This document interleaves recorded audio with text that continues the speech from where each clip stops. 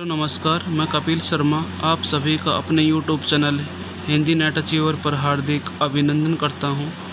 आज की हमारी क्लास है आप हुदरी आत्मकथा है किसकी, रमणिका गुप्ता। उससे संबंधित महत्वपूर्ण प्रश्नों को लेकर आज हम चर्चा करेंगे। देखेंगे कि उनके जो आप हुदरी आत्मकथा में कौन कौन से महत्वपूर्ण बिंदु हैं, उन्हीं को लेकर ही हम चर्चा करेंगे।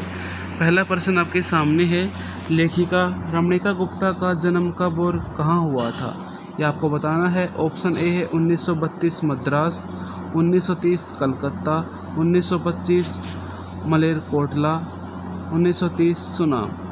इनका जन्म कब हुआ था? 1930 सुनाम में हुआ था। कहाँ हुआ था? 1930 सुनाम में हुआ था। प्रश्न अगला क्या कहता है, लेखिका रमणिका गुप्ता का बचपन किस स्थान पे बीता था।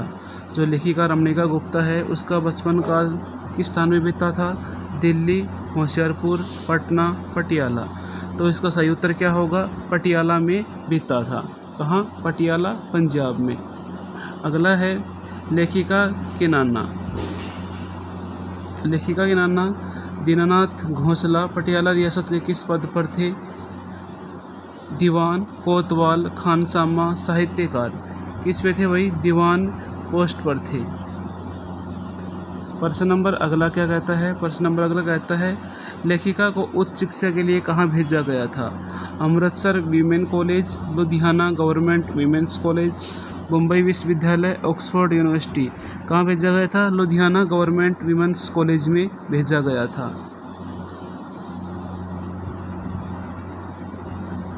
लेखिका के पिता सेना में किस पद पर तैनात थे? डॉक्टर, खानसामा, ब्रिगेडियर, मेजर जनरल।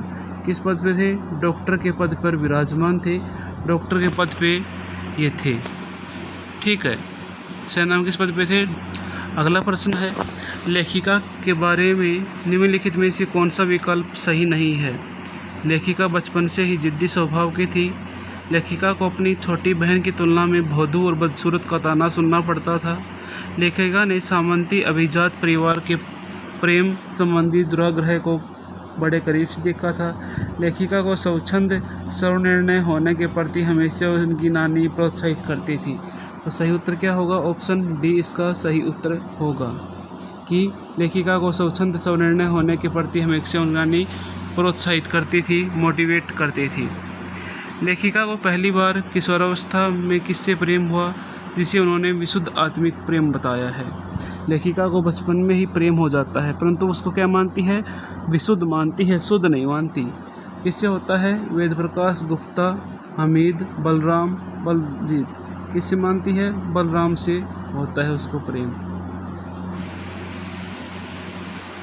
निम्नलिखित में से कौन सा विकल्प सही नहीं है? लेखिका के परिवार में जाति पाति और दूसरे धर्मों के प्रति कट्टर नियम थे। लेखिका एक मुस्लिम परिवार के लड़के हमीद से प्रेम कर बैठती है।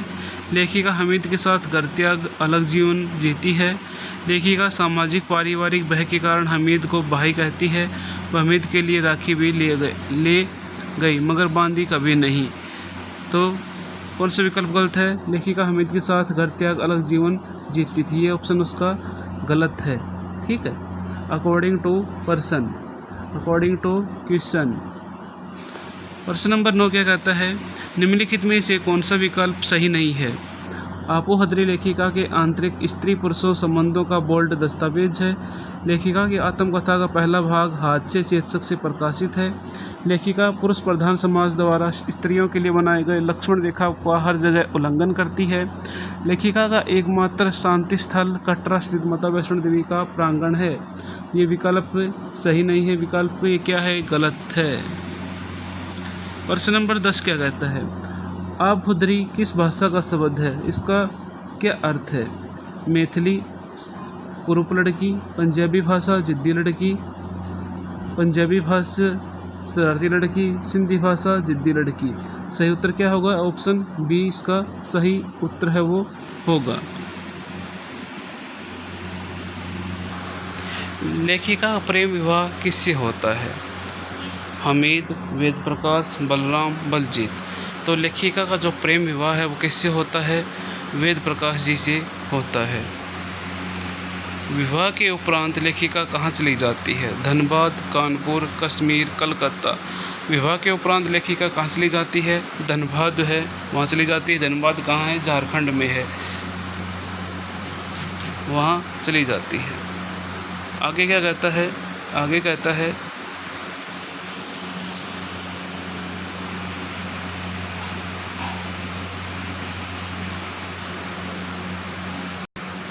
निम्नलिखित में से कौन सा विकल्प सही नहीं है? लेखिका के अनुसार प्रेम में निजी बंधन का स्थान नहीं होता।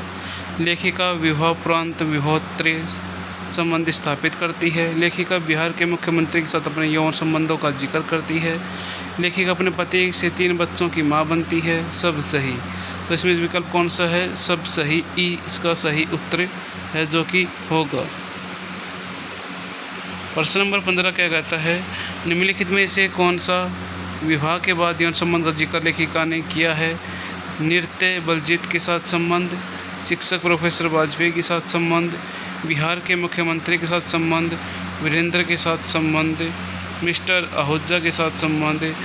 सब सही, यानी कि सभी के साथ इसका विवाह के बाद संबंध वो स्थापित होता है।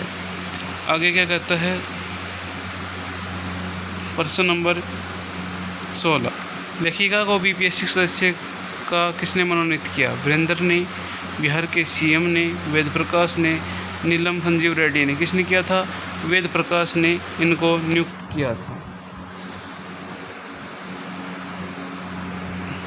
अगला प्रश्न है, लेखिका को स्कूली शिक्षा के दौरान किस प्रकरण पर प्रिंसिपल का द्वारा थप्पड़ मारा गया था? लेखिका को स्कूली शिक्षा के दौरान किस प्रकरण पर प्रिंसिपल द्वारा थप्पड़ मारा गया था? चोरी करने पर, फीस प्रेम पत्र लिखने, पकड़े जाने पर, पर्दा प्रथा के खिलाफ बोलने पर, फीस वर्दी के खिलाफ आंदोलन करने पर। किस पे फीस वर्दी के खिलाफ आंदोलन करने पर थप्पड़ है वो जड़ा जाता है। लेखिका के जीवन पर्यंत नास्तिक होने को किस पुस्तक का योगदान है? सत्यार्थ प्रकाश, गीतांजलि, राजयोग, प्राइड एंड प्रेजुडिस। किसका है? सत्यार्थ प्रकाश का इफेक्ट पड़ा है।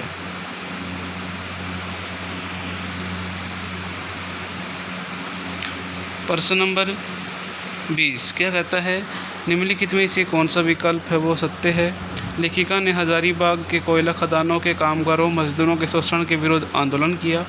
लेखिका को राष्ट्रीय कोलियरी मजदूर का संघ का उपाध्यक्ष चुना गया। लेखिका ने आदिवासी महिलाओं के जीवन सुधार का विभिन्न कार्य किए। लेखिका आदिवासियों बीच रानी माँ, गुप्ता रानी, पानी की रानी, कोयले की रानी आदि नामों से प्रसिद्ध थी। ये क्या है? सभी विकल्प सही हैं। आगे के क्वेश्चन हम कल करेंगे।